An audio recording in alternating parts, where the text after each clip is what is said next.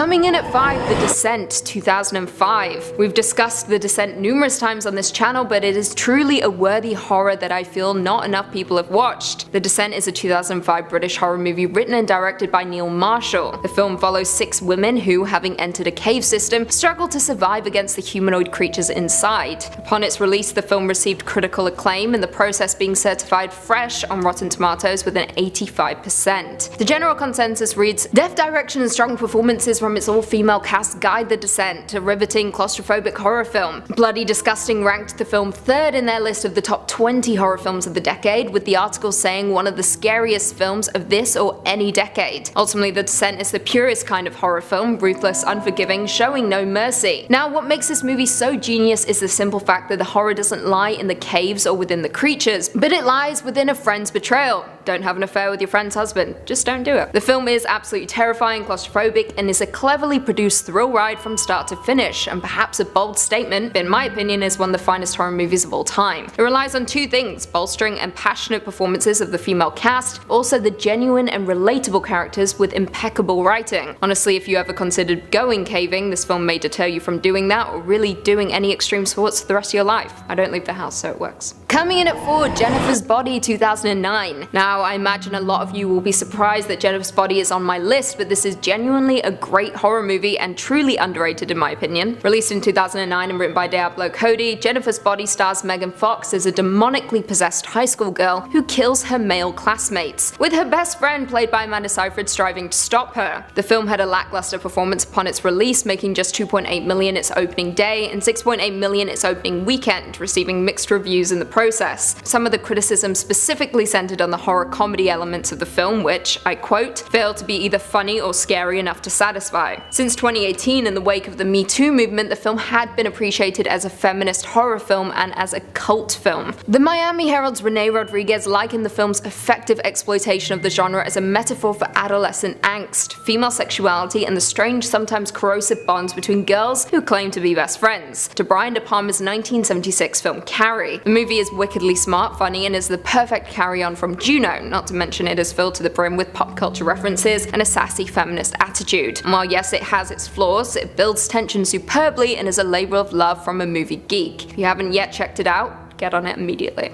Coming in at 3, Pontypool, 2008. Pontypool is a 2008 Canadian horror film directed by Bruce McDonald and written by Tony Burgess, based on his novel Pontypool Changes Everything. The plot centers on disc jockey Grant Mazzy, who reports to his basement radio station in the Canadian town of Pontypool that he thinks it's just another day at work. He is wrong though, because when he hears reports of a virus that turns people into zombies, Mazzy barricades himself in the radio booth and tries to figure out a way to warn his listeners about the virus and its unlikely mode of transmission: the English language. At Rue Morgue's 2008 Festival of Fear Expo, director Bruce McDonald stressed that the victims of the virus detailed in the movie were not zombies, and called them conversationalists. I quote, "There are 3 stages to this virus. The first stage is you might begin to repeat a word, something gets stuck, and usually it's words that are terms of endearment like sweetheart or honey. The second stage is your language becomes scrambled and you can't express yourself properly. The third stage, you become so distraught at your condition that the only way out of the situation you feel as an infected person is to try and chew your way through the mouth of another person." It's the way I feel every day.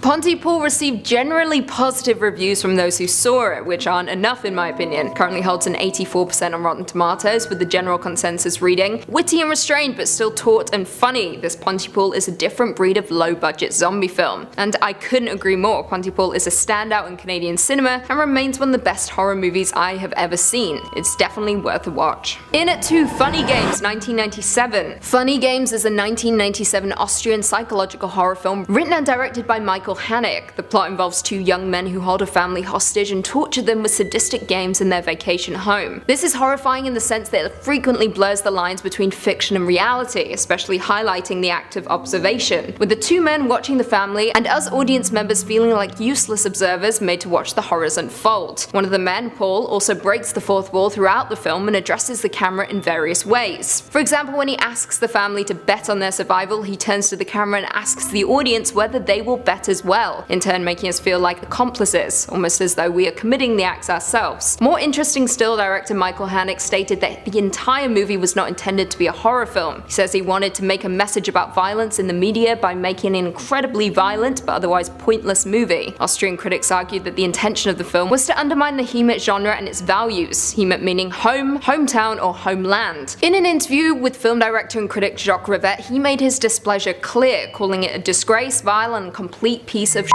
It was glorified violence, but there is a message at the end of the day. Variety's David Rooney wrote, "The film is shocking and upsetting, but never truly gets under the skin the way this kind of material often can. Whatever reservations are prompted by Haneke's approach, his direction is controlled and edgy. If you have yet to see this masterpiece, I suggest you check it out immediately. Then after you do that, watch the American remake, also directed by Haneke and filmed in the same location. Both are worthy of your time." And finally, coming in at number 1, Freaks, 1932. Freaks was a 1932 pre-code horror movie produced and directed by Todd Browning. Pre-code Hollywood refers to the brief era in American film industry between the widespread adoption of sound in pictures in 1929 and the enforcement of the Motion Picture Production Code's censorship guidelines, popularly known as the Hays Code, in the mid-1934. The film itself follows a trapeze artist who joins a group of carnival sideshow performers with a plan to seduce and murder a dwarf in the troupe to gain his inheritance, but her plot proves to have dangerous consequences. Freaks was met with a harsh response from test audiences who found the film too grotesque to stomach. In response to this, the 90-minute feature was cut down, and additional alternate footage was incorporated to help increase the running time. However, despite the cuts made to the movie, Freaks still garnered notice due to the fact that its eponymous characters were portrayed by people who worked as sideshow performers and had real disabilities. Due to its controversial content, the film was banned in the United Kingdom for over 30 years, and was labeled as brutal and grotesque in Canada. In the year of its release, MGM responded to accusations that the film exploited its subjects by stating, I quote, "What about the Siamese twins? Have they no right to love? The pinheads, the half-man, half-woman, the dwarfs, they have the same passions, joys, sorrows, laughter as normal human beings. Is such a subject untouchable?"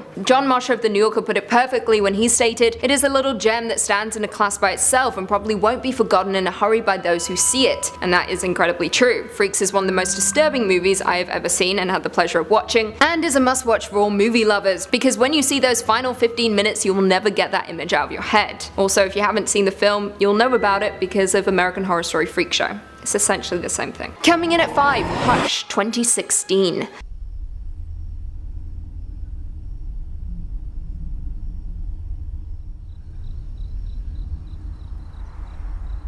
Hush is a 2016 slasher film directed by Mike Flanagan, the man behind The Haunting of Hill House. It also stars his real-life wife Kate Siegel, also from Haunting of Hill House. The film follows a deaf writer who retreated into the woods to live a solitary life. However, she now must fight for her life in silence when a masked killer appears in her window. Now, this film is truly wonderful in so many different ways. Not only does it expertly build fear around such a simple premise, but it also isn't torture porn. Our protagonist isn't limited, but instead takes on her attacker through other heightened senses. You root for her most of the time out loud as she faces off against her foe inside her home while everything around her remains completely silent. The movie was an absolute hit among film critics, with the movie holding a 91% approval rating on Rotten Tomatoes, with the general consensus reading, "Hush navigates the bloody waters of home invasion thrillers and incisive slashes for a contemporary horror puree." If that isn't good enough for you though, horror legend himself Stephen King wrote that, I quote, "How good is Hush?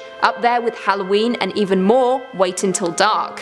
White Knuckle Time on Netflix." Moreover, what makes this movie so superb is the fact that it manages to accomplish 3 major feats: fear, realism, and empowerment. It is honestly one of the best horrors I've watched in a very, very long time. In at 4, The Fourth Kind, 2009.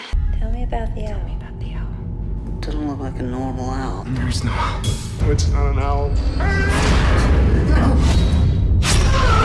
The Fourth Kind is a 2009 science fiction horror movie starring Milla Jovovich. The movie is a pseudo-documentary purporting to be based on real events in Nome, Alaska in 2000, in which psychologist Dr. Abigail Emily Abby Tyler uses hypnosis to uncover memories from her patients of alien abduction, and finds evidence suggesting that she may have been abducted as well. Now, alien movies that provide genuine chills are incredibly hard to come by these days, with nothing quite being able to top the likes of Alien or The Thing. Saying that, The Fourth of Kind is yet another take on the found footage subgenre. However, it is unique in the sense that it is presented through police footage, tape psychology sessions, interviews with alleged subjects, as well as staged reenactments. Although the film was absolutely panned by critics, it does successfully capture the real fear behind the idea of extraterrestrials and abductions. And just like Twin Peaks, the owls are not what they seem. Now, as I said before, the film received mostly negative reviews from critics, many of whom were offended that the film attempted to use the real-life tragedies of missing and deceased gnome citizens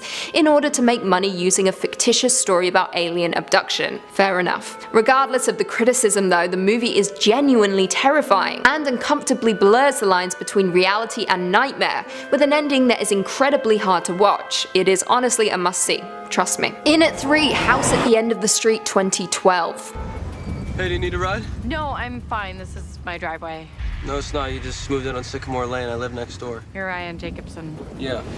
House at the End of the Street is a 2012 psychological horror film directed by Mark Tonderi and stars Jennifer Lawrence. The film's plot revolves around a teenage girl, Alyssa, who along with her newly divorced mother Sarah, moves to a new neighborhood only to discover that the house at the end of the street was the site of a gruesome double murder committed by a girl named Carrie Ann, who disappeared without a trace. Alyssa then starts a relationship with Carrie Ann's brother, Ryan, who lives in the same house. Now, I should preface this point by saying that the first half of this thriller is predictable. However, before you know it, the movie does a complete 180 and is suddenly not predictable. Now, the film didn't win over critics, with the movie holding an approval rating of 12% on Rotten Tomatoes, with the general consensus reading poorly conceived, clumsily executed, and almost completely bereft of scares. House at the End of the Street strands its talented star in a film as bland as its title. Despite its negative reviews, the movie itself feels like an homage to classic 70s horrors in the backwoods, where safety is non-existent. What truly was its downfall was the fact that it was marketed as a run-of-the-mill teen movie. However, in my opinion, it's worth checking out. In at 2, As Above, So Below 2014. Keep slow and steady, yeah? I think I'm stuck. Just breathe with me, please. It's okay. What was that? As Above, So Below was a 2014 horror film directed and written by John Eric Dowdle, and co-written by his brother Drew. The film follows archaeologist Scarlett Marlowe, who has devoted her entire life to finding one of history's greatest treasures, Flamel's Philosopher's Stone. According to legend, the artifact can grant eternal life and turn any metal into gold. When she learns that the stone is hidden underground in the catacombs of Paris, she assembles a crew to guide and document her historic mission. As they begin their descent though, the team members have no way of knowing that they are entering their own personal hell.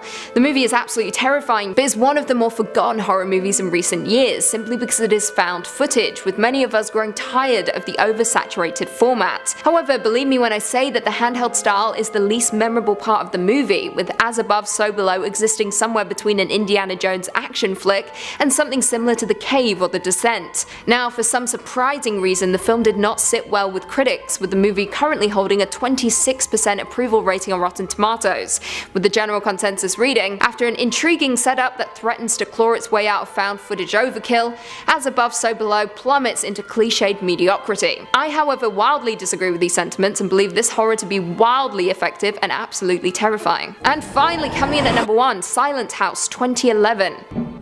Dad? What are you doing? I just thought I heard something upstairs. Daddy? Silent House is a 2011 independent psychological horror film directed by Chris Kentis and Laura Lau, and stars Elizabeth Olsen. The plot focuses on a young woman who is terrorized in her family vacation home while cleaning the property with her father and uncle. The film itself is most notable for its use of real-time footage, as well as manufactured appearance of a single continuous shot. What starts as another home invasion movie quickly becomes an assault on the psyche, taking us all by surprise. Like the majority of our list, this film didn't resonate with critics, with the film holding a 41% approval rating on Rotten Tomatoes. With the consensus reading, I quote, "Silent House is more technically proficient and ambitious than most fright fests, but it also suffers from a disappointing payoff." However, in my opinion, Silent House manages to grip viewers with unrelenting paranoia, not to mention the one-take style leaving us just as lost as Elizabeth Olsen's character, as we navigate a home that has more secrets than we initially realized. Not to mention the movie has a superb twist that you will never see coming, and pays pays off in every single way. It is utterly disturbing. Coming in at 5, The Blackcoats Daughter 2015. The Blackcoats Daughter is a 2015 Canadian-American psychological horror film written and directed by Osgood Perkins. The film stars actors Emma Roberts, Kiernan Shipka, Lucy Boynton, and James Remmer, with the plot taking place over the winter break, during which time 2 Catholic schoolgirls get left behind at their boarding school, which the nuns are rumoured to be Satanists. This movie is so underrated but has managed to garner a large cult following, and for a very good reason. The movie lingers with you for a long time to come, and it's not one you'll forget anytime soon. The Blackcoats Daughter received largely positive reviews, with the film holding an approval rating of 73% on Rotten Tomatoes, with the general consensus reading, "Slow building and atmospheric, The Blackcoats Daughter resists girls in peril cliches in a supernatural thriller that serves as a strong calling card for debuting writer-director Oz Perkins." Coming in at number 4, The Haunting 1963. The Haunting is a 1963 British supernatural psychological horror film directed and produced by Robert Weiss and adapted by Nelson Gidding from the novel The Haunting of Hill House, written by Shirley Jackson. The movie stars Julie Harris, Claire Bloom, Richard Johnson, and Russ Tamblyn, and depicts the experiences of a small group of people invited by a paranormal investigator to investigate a purportedly haunted house. The Haunting was released on September 18th, 1963, and audiences were well and truly frightened by it. Film critic Dora Jane Hamblin related how 4 of her female friends, expecting a ho-hum film, took out makeup during the film's first few minutes with the intention of fixing their faces. The film, however, proved so frightening that the women were jumping out of their seats and losing their items. In Houston, Texas, a local cinema promoted the film as so chilling that it held a contest to see which of 4 patrons could sit all the way through a midnight screening. The prize was $100. A lot back then. However, despite all of this, the movie was still split among critics, with the general consensus being that it was a stylish movie but had major flaws in the plot and lacked excitement. However, the film's stature has grown since its initial release, with director Martin Scorsese placing The Haunting first on his list of the 11 scariest horror films of all time.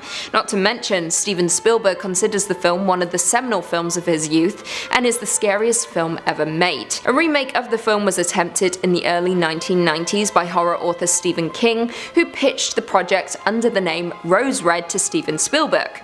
However, the pair mutually agreed to shelve the project after not coming to an agreement. The Haunting was formally remade in 1999 under the same title. Horror director Wes Craven initially worked on the project but ultimately abandoned it. The adaptation was later taken over by Jan de Bont and starred Liam Neeson, Catherine Zeta-Jones, and Owen Wilson, and was universally hated. It is a very bad film. In at number 3, Tusk 2014. Tusk is a 2014 American comedy body horror film written and directed by Kevin Smith, based on a story from his Smodcast podcast. The film stars Michael Parks, Justin Long, Haley Joel Osment, and Genesis Rodriguez. The plot concerns a US podcaster who ventures into the Canadian wilderness to interview an old man who has an extraordinary past, and the American learns the man has a dark secret involving a walrus. Now, the idea for the movie came during the recording of Smodcast 259, The Walrus and the Carpenter. In the episode, Smith, with his longtime friend and producer Scott Moiser, discussed an article featuring a Gumtree ad where a homeowner was offering a living situation free of charge if the lodger agrees to dress as a walrus. The podcast went on from there, resulting in almost an hour of the episode being spent on reconstructing and telling a hypothetical story based on the ad. Following the episode, Smith went on to tweet his followers asking if they wanted to see the walrus story turned into a movie, and of course they said yes, and the rest is history.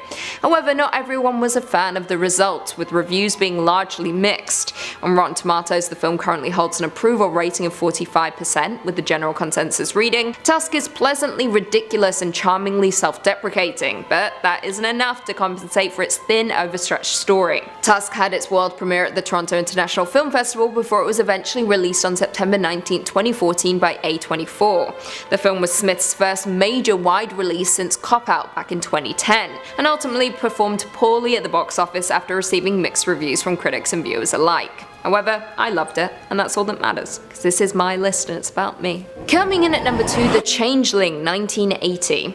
The Changeling is a 1980s Canadian supernatural psychological horror film directed by Peter Medic and starring George C. Scott, Trish Van Devere, and Melvin Douglas. The plot concerns an esteemed New York City composer who relocates to Seattle, where he moves into a mansion he comes to believe is haunted. The screenplay itself is based upon events that writer Russell Hunter claimed to have experienced while he was living in the Henry Treat Rogers mansion in the Cheeseman Park neighborhood of Denver, Colorado in the late 1960s. Hunter said he found a century-old journal in a hidden room detailing the life of a disabled boy who was kept in isolation by his parents. During a seance, he claimed the spirit of a deceased boy directed him to another house, where he discovered human remains and a gold medallion bearing the dead boy's name.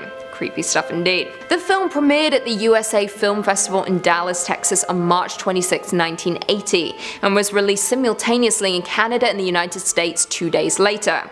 Overall, it received hugely positive reviews from critics and viewers alike, and was an early Canadian-produced film to have major success internationally. The film went on to win 8 inaugural Genie Awards, including Best Motion Picture, and was also nominated for 2 Saturn Awards. As of right now, it is considered to be one of the best horror films of all time, and one of the most influential Canadian films in history. And finally, coming in at number 1, Goodnight Mummy 2014. Goodnight Mummy is a 2014 Austrian horror film written and directed by Veronika Franz and Severin Fiala. It was also selected as the Austrian entry for the Best Foreign Language Film at the 88th Academy Awards. However, it failed to get nominated, as horror films never do. The plot concerns 2 twin boys who do absolutely everything together, from collecting beetles to feeding stray cats. However, when the two welcome home their mother after her reconstructive surgery, face wrapped in bandages and demeanor distant, they grow suspicious of her identity. Many horrors of recent years have tackled the issues of motherhood, and Goodnight Mummy is no exception, and has a place among movies such as Hereditary and Us, and maybe even The Babadook. It's a movie that leans into the trend by commenting on how women are treated when they engage in acts viewed as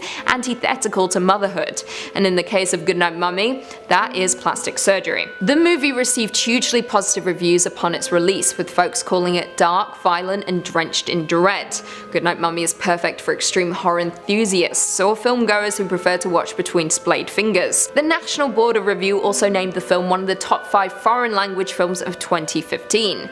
The movie is utterly terrifying, disturbing, and one that is not easy to forget, even if you spend the duration of the movie with your eyes closed. We'll have you wanting to put something a little lighter on following the intense ordeal.